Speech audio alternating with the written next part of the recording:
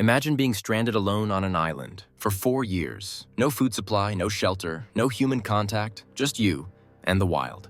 No way off. No idea if you'll ever see another human being again. The only thing keeping you alive is your ability to adapt, because if you don't, you die. Now imagine after all that time, when a rescue ship finally arrives, you don't want to leave. Sounds insane, right? But this isn't some movie plot. This really happened to a Scottish sailor named Alexander Selkirk. He was abandoned on a remote island in the Pacific Ocean and left to survive completely alone. For over 4 years, he battled starvation, built his own weapons, and even tamed wild animals to protect himself. But the craziest part? When rescue finally came, he wasn't sure if he wanted to go back. His story was so unbelievable that it later inspired one of the most famous survival books ever written, Robinson Crusoe. But Selkirk's real-life survival wasn't just about finding food or shelter. It was about what happens to the human mind when it's completely isolated for years. Because by the time help arrived, Selkirk had become something else entirely. In 1704, Alexander Selkirk was a navigator on a British privateer ship called the Cinque Ports. Privateers were basically legal pirates. They raided Spanish ships for treasure under the approval of the British government. It was a dangerous but profitable job. But during an expedition off the coast of Chile, Selkirk made a mistake that would change his life forever. The ship he was sailing on was falling apart, literally. The hull was rotting, the seams were splitting, and Selkirk was convinced that if they continued sailing, they'd all sink and die at sea. So he made a bold decision. When the ship stopped at a small, uninhabited island called Masa Tierra, Selkirk demanded to be left there. He figured he'd rather take his chances alone on an island than risk drowning on a ship he believed was doomed. But what he didn't realize was that he had just sealed his own fate. The captain, already annoyed with Selkirk's arrogance, gladly agreed and ordered his crew to leave him behind. As the ship sailed away over the horizon, reality set in. Selkirk wasn't just stopping here for a short time. He was completely alone. No crew, no way off the island, no idea when or if help would ever come. At first, Selkirk thought this would be temporary. Maybe another British ship would pass by in a few weeks. Maybe even the Cinque Ports would return. But as days turned into weeks, and weeks into months, no one came. He had almost nothing. Just a musket, a knife, a Bible, some gunpowder, and the clothes on his back. The island was harsh, and if he wanted to stay alive, he had to adapt quickly. Food became his first challenge. At first, he survived by eating raw shellfish and berries near the shore. But that wasn't enough. He needed more. Deeper inland, he found wild goats roaming the hills. They had been left behind by early explorers, and they were now his best chance at survival. But hunting them wasn't easy. His gunpowder ran out fast, and with no way to make more, he had to hunt them with his bare hands. Selkirk learned to run after goats barefoot, chasing them across the rocky terrain until they collapsed from exhaustion.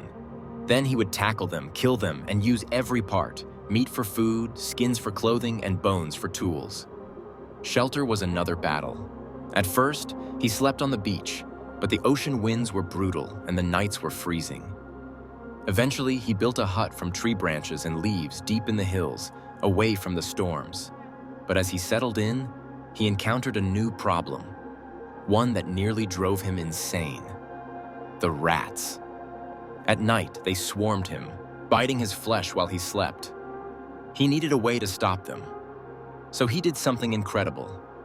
He tamed wild cats on the island. At first, he fed them scraps from his kills. Over time, they started staying around his shelter. And soon, they became his protectors, keeping the rats away as he slept. Selkirk wasn't just surviving anymore.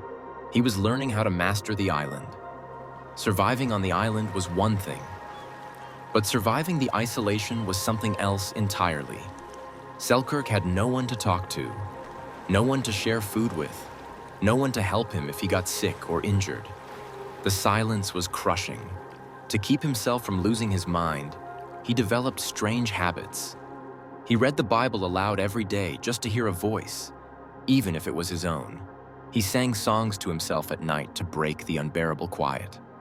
And when he couldn't take the loneliness anymore, he talked to the wild animals, the goats, the cats. They became his only company. But something even stranger started happening. Over time, he stopped longing for rescue. He stopped fearing the island. Instead, he became part of it. He learned every inch of the land. He knew where the best food was, where to find water, and how to move through the jungle faster than any man should be able to. Selkirk wasn't just surviving anymore. He was becoming something else. After 4 years and 4 months, a British privateer ship finally arrived at the island. For the first time in years, Selkirk saw other human beings. But instead of running toward them, waving for help, he hesitated. The crew expected to find a weak, starving castaway. Instead, they saw a man who looked half wild, barefoot, dressed in goatskins, standing with his tamed cats beside him. He didn't speak at first. He had barely used his voice in years. And when they tried chasing goats on the island, they saw something even crazier. Selkirk outran them. He had lived in the wild for so long that his speed and endurance were beyond what normal sailors could match. But the strangest part? Selkirk wasn't sure he wanted to leave. The island had become his home. The isolation had become normal. Civilization felt distant, foreign, maybe even unnecessary. Eventually, the captain convinced him to come aboard. But Selkirk was no longer the same man who had been abandoned here years before. And he was about to learn that rejoining the world wouldn't be easy. When Selkirk returned to England, he was almost unrecognizable. He had spent over 4 years completely alone, living like a wild man, surviving off the land and becoming stronger than ever. But now he was back in crowded streets, surrounded by people, noise, and rules he had forgotten how to follow. He struggled to adjust. The habits he had developed, eating with his hands, walking barefoot, scanning his surroundings like a hunter, made him seem more animal than man. But his story spread fast. People were amazed by how he had survived. Some didn't believe him. Others saw him as a living legend. One of those people was a writer named Daniel Defoe. Selkirk's unbelievable survival tale inspired Defoe to write one of the most famous books of all time, Robinson Crusoe. The novel was a worldwide sensation, and even today, it's considered one of the greatest survival stories ever written. As for the island where Selkirk was stranded, it was eventually renamed Robinson Crusoe Island, forever tying his real-life struggle to the legend it inspired. Selkirk had done what seemed impossible. He had survived alone. He had become part of the island. And when rescue finally came, he wasn't sure he wanted to go back.